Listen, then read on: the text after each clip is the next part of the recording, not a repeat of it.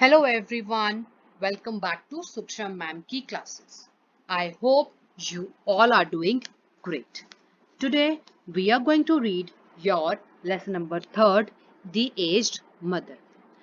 ਅੱਜ ਦੀ ਵੀਡੀਓ ਥੋੜੀ ਡਿਫਰੈਂਟਲੀ ਕਰਾਂਗੇ। ਅਸੀਂ ਚੈਪਟਰ ਨੂੰ ਪਹਿਲਾਂ ਰੀਡ ਕਰਾਂਗੇ so that ਤੁਹਾਡੀ ਰੀਡਿੰਗ ਸਕਿੱਲਸ ਇੰਪਰੂਵ ਹੋ ਸਕੇ, ਤੁਸੀਂ ਵਰਡਸ ਨੂੰ ਪ੍ਰੋਪਰਲੀ ਪ੍ਰੋਨਾਂਸ ਕਰ ਸਕੋ। ਉਸ ਤੋਂ ਬਾਅਦ ਅਸੀਂ ਇਸ ਚੈਪਟਰ ਨੂੰ ਪੰਜਾਬੀ ਵਿੱਚ ਸਮਝਾਂਗੇ। ਪਹਿਲਾਂ ਰੀਡ ਕਰਦੇ ਹਾਂ ਫੁੱਲ ਚੈਪਟਰ ਨੂੰ, ਫਿਰ ਅਸੀਂ ਪੰਜਾਬੀ ਵਿੱਚ ਸਮਝਾਂਗੇ।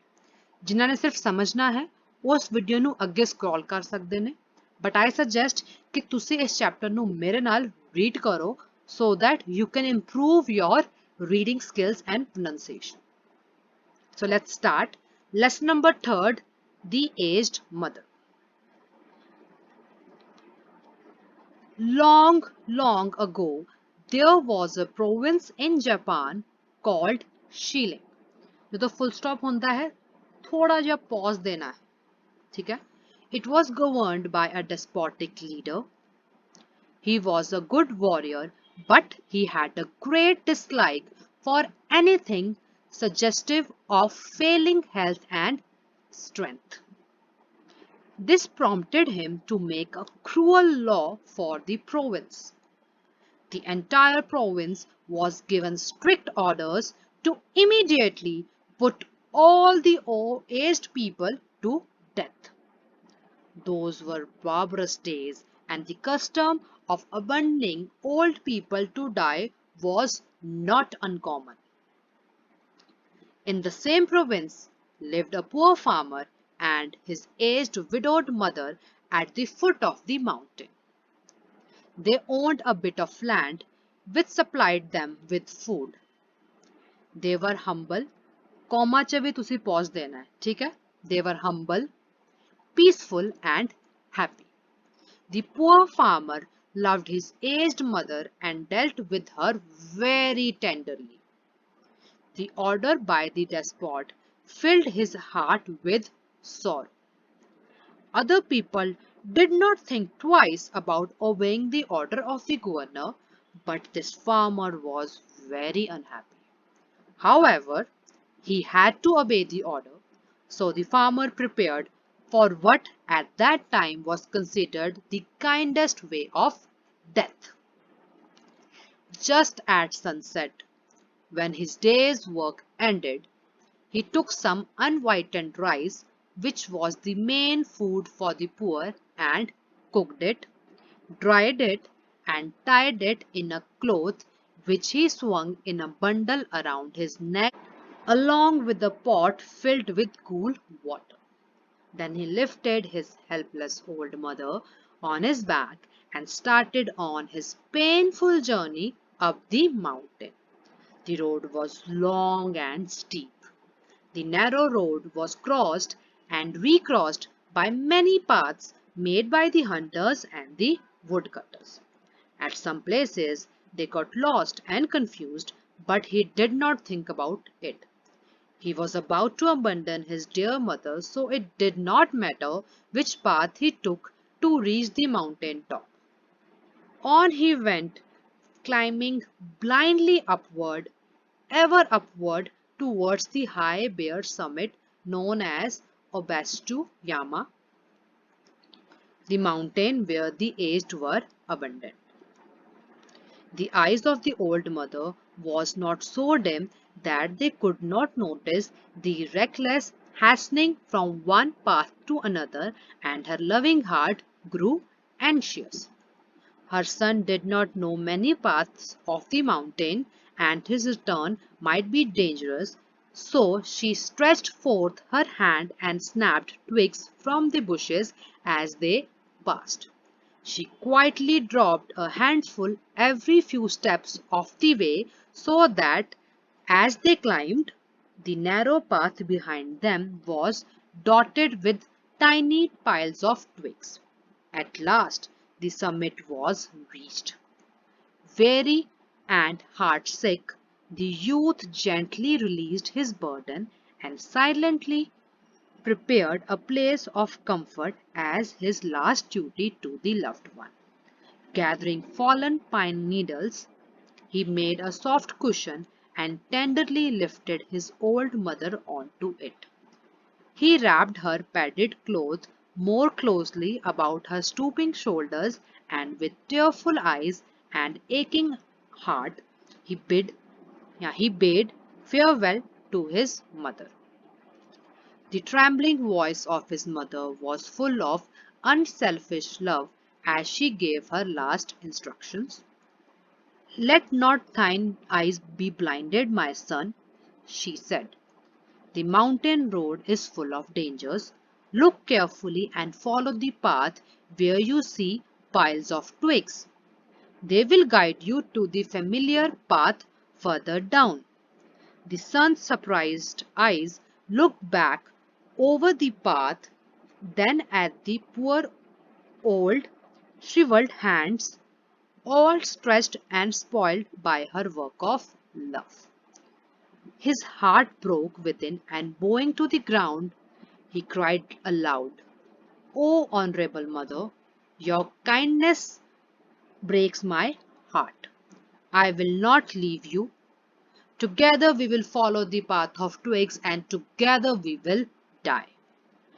Once more he shouldered his mother and hastened down to the path to their little hut in the valley. Beneath their kitchen floor was a walled closet for food which was covered and hidden from view. There the son hid his mother, supplying her with everything she needed, continually watching and fearing she would be discovered.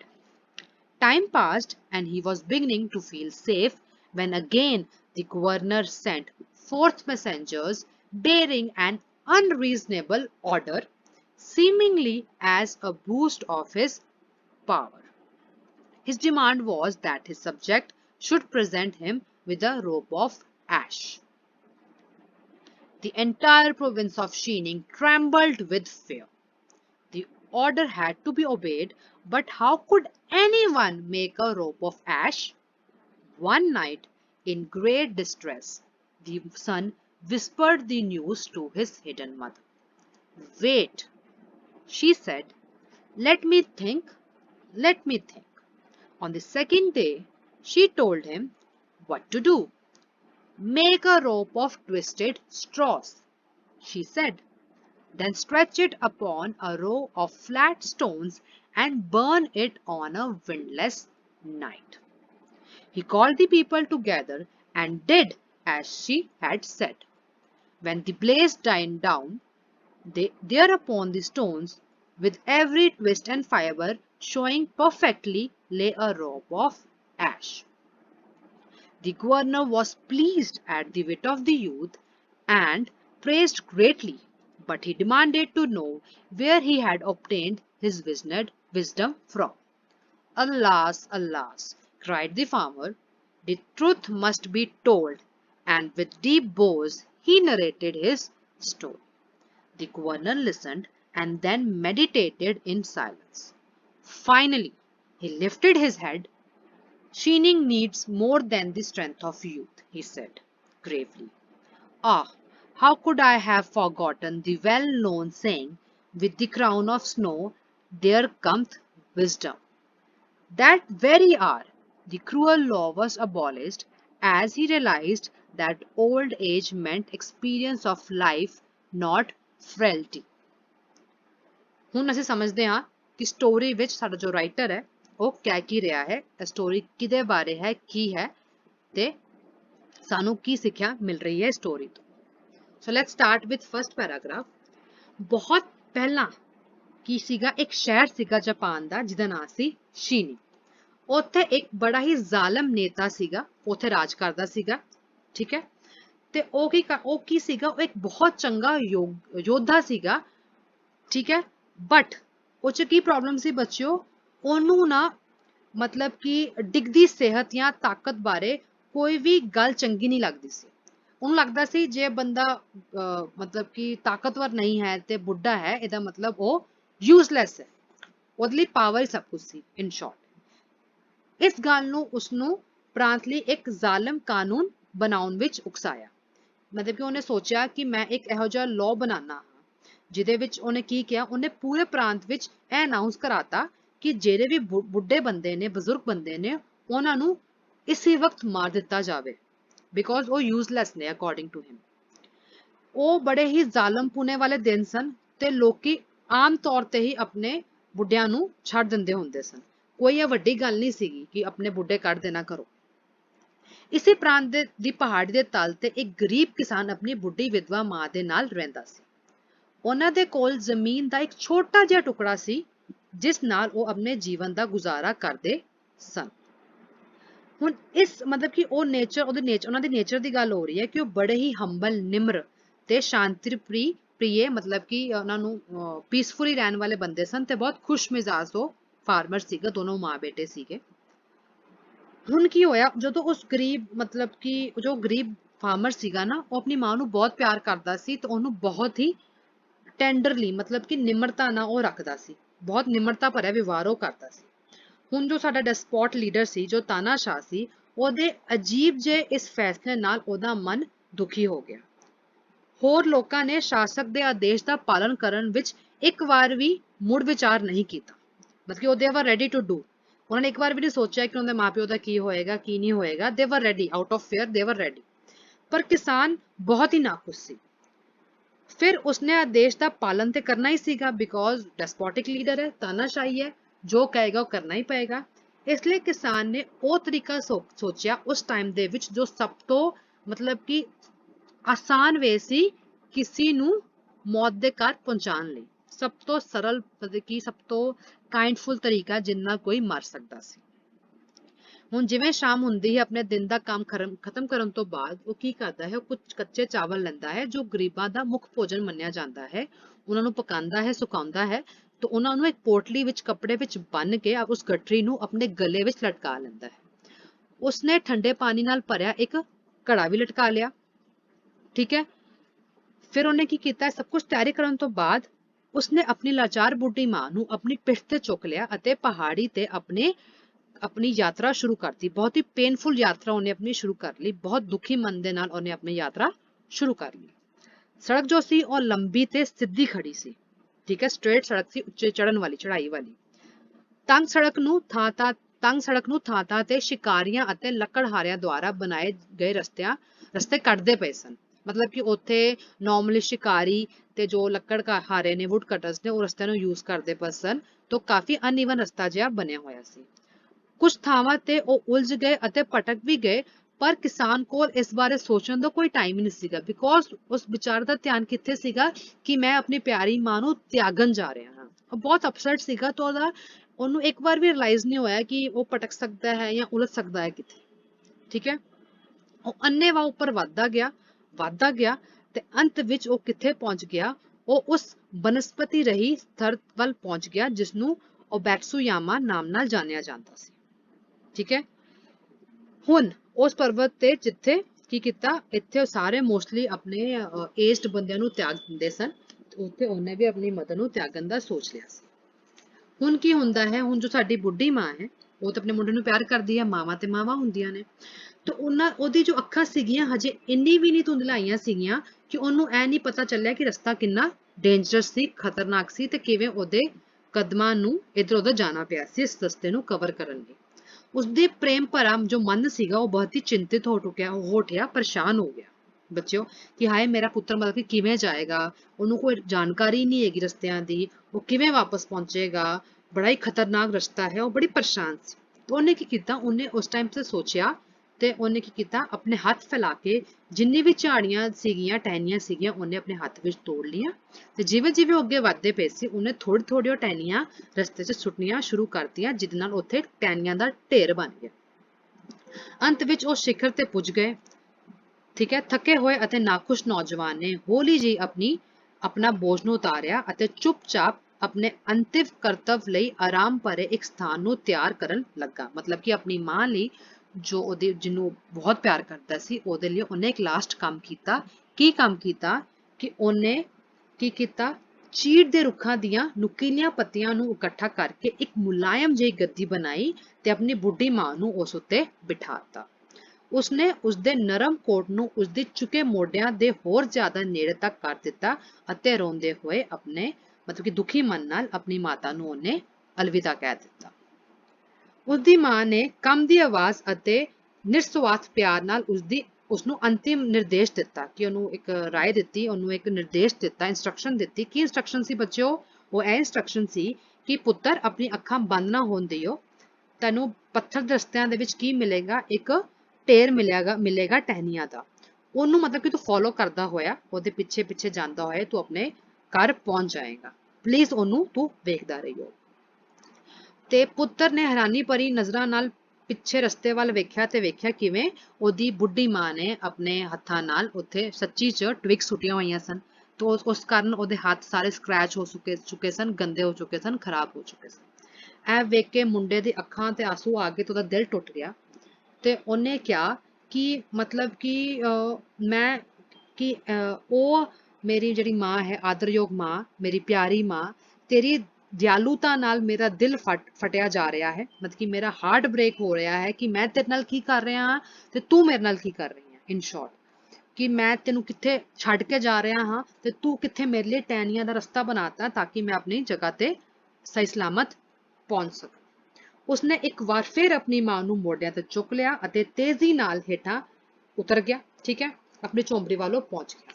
ਉਹਨਾਂ ਦੀ ਰਸੋਈ ਦੇ ਫਰਸ਼ ਦੇ ਹੇਠਾਂ ਭੋਜਨ ਰੱਖਣ ਲਈ ਦੀਵਾਰਾਂ ਨਾਲ ਢਕੀ ਇੱਕ ਕੋਠੜੀ ਸੀ ਜੋ ਬਾਹਰੋਂ ਦਿਖਾਈ ਨਹੀਂ ਦਿੰਦੀ ਸੀ। ਠੀਕ ਹੈ, ਮਤਲਬ ਕਿ ਬਾਹਰੋਂ ਨਜ਼ਰ ਨਹੀਂ ਆਉਂਦੀ ਸੀ, ਪਰ ਅੰਦਰੋਂ ਉਹਦੀ ਐਂਟਰੀ ਸੀਗੀ। ਉਸਨੇ ਉਹਨੇ ਕੀ ਕੀਤਾ, ਆਪਣੀ ਮਾਂ ਨੂੰ ਉਹਦੇ ਵਿੱਚ ਲੁਕਾਤਾ। ਉਸਨੂੰ ਜਿਹੜੀ ਚੀਜ਼ ਦੀ ਲੋੜ ਹੁੰਦੀ ਸੀ ਪੁੱਤਰ ਆਪਣੀ ਮਾਂ ਨੂੰ ਪਹੁੰਚਾ ਦਿੰਦਾ ਸੀ ਤੇ ਲਗਾਤਾਰ ਉਸਦਾ ਧਿਆਨ ਰੱਖਦਾ ਸੀ। ਡਰਦਾ ਵੀ ਸੀਗਾ ਕਿਤੇ ਪਤਾ ਨਾ ਚੱਲ ਜੇ ਇਹ ਸਾਰੀ ਸਕੀਮ ਦਾ ਜੋ ਉਹਨੇ ਲਾ ਰੱਖੀ ਸੀ। ਸਮਾਂ ਬੀਤਦਾ ਗਿਆ ਅਤੇ ਹੁਣ ਉਸਨੂੰ ਆਪਣੇ ਆਪ ਨੂੰ ਸੁਰੱਖਿਅਤ ਮਹਿਸੂਸ ਕਰਨਾ ਸ਼ੁਰੂ ਕਰਤਾ। ਉਹਨੂੰ ਲੱਗਾ ਕਿ ਹੁਣ ਕਾਫੀ ਟਾਈਮ ਨਿਕਲ ਗਿਆ ਹੈ ਤੇ ਲੋਕਾਂ ਨੂੰ ਨਹੀਂ ਪਤਾ ਚੱਲੇਗਾ and we are safe, he felt. ਪਰ ਕੀ ਹੋਇਆ, ਅਚਾਨਕ ਫਿਰ ਉਸ ਰਾਜੇ ਨੇ ਇੱਕ ਮੰਗ ਕਰਤੀ ਤੇ ਉਹਨੇ ਕਿਹਾ ਕਿ ਕੀ ਕਰਨਾ ਹੈ, ਸਾਰੇ ਜਿਹੜੇ ਮੇਰੇ ਪ੍ਰਾਂਤ ਦੇ ਲੋਕੀ ਹੈ ਉਸਨੂੰ ਕੀ ਭੇਜਣ, ਰਾਖ ਦੀ ਰੱਸੀ ਭੇਂਟ ਕਰਨ, ਗਿਫਟ ਕਰਨ। ਫਿਰ ਪੂਰੀ ਜੋ ਸ਼ੀਨਿੰਗ ਸੀਗੀ ਉਹ ਡਰ ਨਾਲ ਕੰਬ ਉੱਠੀ, ਕੰਬਣ ਲੱਗ ਪਈ। ਆਦੇਸ਼ ਦਾ ਪਾਲਣ ਹੋਣਾ ਵੀ ਜ਼ਰੂਰੀ ਸੀਗਾ, ਪਰ ਹੁਣ ਇਹ ਰੱਸੀ ਕਿਵੇਂ ਬਣਾਏਗਾ ਤੇ ਕੌਣ ਬਣਾਏਗਾ ਉਹਨੂੰ ਸਮਝ ਨਾ ਆਵੇ, ਕਿਉਂਕਿ ਕਿਸੇ ਦਾ ਵੀ ਨਾ ਦਿਮਾਗ ਨਹੀਂ ਸੀ। ਠੀਕ ਹੈ, ਹੁਣ ਮੁੰਡੇ ਨੇ ਕੀ ਕੀਤਾ, ਇੱਕ ਰਾਤ ਹੈ ਜੋ ਖਬਰ ਹੈ ਆਪਣੀ ਮਾਂ ਨੂੰ ਸੁਣਾਈ। ਮਾਂ ਨੇ ਕਿਹਾ ਕਿ ਥੋੜਾ ਵੇਟ ਕਰ, ਮੈਨੂੰ ਸੋਚਣ ਦੇ। ਠੀਕ ਹੈ, ਮੈਂ ਤੈਨੂੰ ਦੱਸਦੀ ਹਾਂ ਕਿ ਕੀ ਕਰਨਾ ਹੈ, ਬਿਕੋਜ਼ ਮਾਂ ਐਕਸਪੀਰੀਅੰਸਡ ਸੀਗੀ। ਅਗਲੇ ਦਿਨ ਉਸਨੇ ਆਪਣੇ ਪੁੱਤਰ ਨੂੰ ਦੱਸਿਆ ਕਿ ਕਰਨਾ ਕੀ ਹੈ। ਉਸਨੇ ਕਿਹਾ, ਮੁੜੇ ਹੋਈ ਤਿਨਕਿਆਂ ਨਾਲ ਇੱਕ ਰੱਸੀ ਬਣਾਓ, ਉਸਨੂੰ ਪੱਥਰ ਮਤਲਬ ਕਿ ਜੋ ਪੱਧਰੇ ਪੱਥਰ ਨੇ ਉਸ ਤੇ ਇੱਕ ਲਾਈਨ ਨਾਲ ਫੈਲਾ ਦਿਓ ਅਤੇ ਜਿਸ ਰਾਤ ਹਵਾ ਨਹੀਂ ਚੱਲ ਰਹੀ ਹੋਏਗੀ ਨਾ ਉਸ ਦਿਨ ਉਹਨੂੰ ਤੁਸੀਂ ਅੱਗ ਲਾ ਦੇਣੀ ਹੈ, ਜਿਸ ਦਿਨ ਹਵਾ ਨਹੀਂ ਚੱਲੇਗੀ। ਠੀਕ ਹੈ, ਉਸਨੇ ਲੋਕਾਂ ਨੂੰ ਇਕੱਠਾ ਕੀਤਾ ਤੇ ਸਭ ਨੂੰ ਉਹ ਕਿਹਾ ਜੋ ਉਸਦੀ ਮਾਂ ਨੇ ਉਹਨੂੰ ਦੱਸਿਆ। ਲੋਕਾਂ ਨੇ ਉਸ ਰਾਤ ਦਾ ਵੇਟ ਕੀਤਾ। ਉਸ ਦਿਨ ਜਦੋਂ ਹਵਾ ਨਹੀਂ ਚੱਲ ਰਹੀ ਸੀ ਉਹਨਾਂ ਨੇ ਸੇਮ ਇੰਜ ਕਰਕੇ ਰੱਸੀ ਨੂੰ ਅੱਗ ਲਾਤੀ ਤੇ ਬਾਅਦ ਚੋਂ ਕੀ ਹੋਇਆ, ਰੇਸ਼ੇ ਤੇ ਮੋੜ ਸਾਫ਼-ਸਾਫ਼ ਦਿਖਾਏ ਜਾਣ ਲੱਗ ਪਏ। ਜੋ ਰੱਸੀ ਜਲ ਗਈ ਸੀਗੀ, ਸਾਰੇ ਫਾਈਬਰਸ ਤੇ ਜੋ ਟਵਿਸਟ ਸੀਗਾ ਰੱਸੀ ਦਾ, ਮੁੜੀ ਹੋਈ ਰੱਸੀ ਦਾ, ਉਹ ਨਜ਼ਰ ਆਉਣ ਲੱਗ ਪਿਆ। ਹੁਣ ਜੋ ਗਵਰਨਰ ਸੀਗਾ ਉਹ ਨੌਜਵਾਨ ਦੀ ਬੁੱਧੀਮਤਾ ਨਾਲ ਉਹਦੀ ਵਿਟ, ਉਹਦੀ ਬੁੱਧੀਮਤਾ ਨਾਲ, ਕਿਉਂਕਿ ਕਿੰਨਾ ਹੁਸ਼ਿਆਰ ਹੈ, ਉਹਦੀ ਹੁਸ਼ਿਆਰ ਨਾਲ ਬਹੁਤ ਪ੍ਰਭਾਵਿਤ ਹੋਇਆ ਤਾਂ ਉਹਨੇ ਉਹਦੀ ਖੂਬ ਪ੍ਰਸ਼ੰਸਾ ਕੀਤੀ। ਪਰ ਉਸਨੇ ਕਿਹਾ ਕਿ ਮੈਂ ਜਾਣਨਾ ਚਾਹੁੰਦਾ ਹਾਂ ਕਿ ਤੈਨੂੰ ਇਹ ਵਿਚਾਰ ਆਇਆ ਕਿੱਥੋਂ, ਤੂੰ ਕਿਵੇਂ ਇਹ ਚੀਜ਼ ਨੂੰ ਸੋਚਿਆ। ਹੁਣ ਜੋ ਵਿਚਾਰਾ ਕਿਸਾਨ ਸੀਗਾ ਉਹ ਚਲਾਇਆ ਕਿ ਉਹ ਮਰ ਗਏ, ਹੁਣ ਤੈਨੂੰ ਸੱਚ ਦੱਸਣਾ ਹੀ ਪਏਗਾ। ਤੇ ਉਹਨੇ ਆਪਣੇ ਆਪ ਨੂੰ ਪੂਰੀ ਤਰ੍ਹਾਂ ਝੁਕਾ ਕੇ ਆਪਣੀ ਸਾਰੀ ਕਹਾਣੀ ਸ਼ਾਸਕ ਨੂੰ ਦੱਸ ਦਿੱਤੀ। ਕਹਾਣੀ ਸੁਣਨ ਤੋਂ ਬਾਅਦ ਜੋ ਸ਼ਾਸਕ ਸੀਗਾ ਉਹ ਖਾਮੋਸ਼ ਹੋ ਗਿਆ ਤੇ ਉਹ ਸੋਚਣ ਲੱਗ ਪਿਆ। ਆਖਿਰ ਵਿੱਚ ਉਸਨੇ ਆਪਣਾ ਸਿਰ ਚੁੱਕਿਆ। ਉਸਨੇ ਗੰਭੀਰਤਾ ਨਾਲ ਕਿਹਾ ਕਿ ਸ਼ੀਨਿੰਗ ਨੂੰ ਨਾ ਨੌਜਵਾਨਾਂ ਦੀ ਤਾਕਤ ਤੋਂ ਜ਼ਿਆਦਾ ਕੁਝ ਹੋਰ ਚੀਜ਼ ਦੀ ਜ਼ਰੂਰਤ ਹੈ। ਤੇ ਉਹ ਕਹਿੰਦਾ, ਓਹੋ, ਮੈਂ ਉਹ ਕਹਾਵਤ ਕਿਵੇਂ ਭੁੱਲ ਗਿਆ ਕਿ ਬੁੱਧੀਮਤਾ ਜੋ ਹੈ ਉਹ ਚਿੱਟੇ ਵਾਲਾਂ ਨਾਲ ਆਉਂਦੀ ਹੈ, ਮਤਲਬ ਕਿ ਉਮਰ ਦੇ ਨਾਲ ਆਉਂਦੀ ਹੈ। ਉਸਨੇ ਉਸੇ ਪਲ ਉਸ ਜ਼ਾਲਮ ਕਾਨੂੰਨ ਨੂੰ ਖਤਮ ਕਰ ਦਿੱਤਾ ਤੇ ਉਸਨੂੰ ਅਹਿਸਾਸ ਹੋ ਗਿਆ ਕਿ ਬੁਢਾਪਾ ਜੀਵਨ ਦਾ ਅਨੁਭਵ ਹੈ, ਨਾ ਕਿ ਕੋਈ ਕਮਜ਼ੋਰੀ। ਕਿ ਜੋ ਬੰਦਾ ਬੁੱਢਾ ਹੋ ਜਾਂਦਾ ਹੈ ਉਹ ਐਕਸਪੀਰੀਅੰਸਡ ਹੁੰਦਾ ਹੈ, ਉਹ ਓਲਡ ਐਜ਼ ਇਨ ਕਿ ਕਮਜ਼ੋਰ ਨਹੀਂ ਹੋ ਗਿਆ, ਉਹ ਐਕਸਪੀਰੀਅੰਸਡ ਹੋ ਗਿਆ। ਐਂਡ ਵਿਦ ਦਿਸ ਅਸੀਂ ਇਸ ਚੈਪਟਰ ਨੂੰ ਚੰਗੀ ਤਰ੍ਹਾਂ ਪੜ੍ਹ ਲਿਆ ਹੈ ਤੇ ਸਮਝ ਲਿਆ ਹੈ। ਜੇ ਵੀਡੀਓ ਯੂਸਫੁਲ ਲੱਗੀ ਹੋਵੇ ਤਾਂ ਇਹਨੂੰ ਲਾਈਕ ਕਰਨਾ, ਸ਼ੇਅਰ ਕਰਨਾ and subscribe to my channel Sukshm ma'am की classes. Goodbye. Take care. Have a very nice day.